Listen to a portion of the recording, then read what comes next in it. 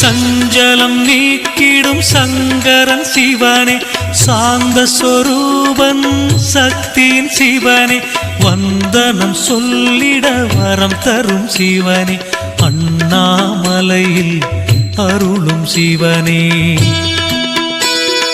பஞ்சபூதமாய் விளங்கிடும் சிவனே, பார்வதி தேவி நாயகன் சிவனே, அஞ்சிடும் குணத்தை மாற்றும் சிவனே, அண்ணாமலையில் அருளும் சிவனே.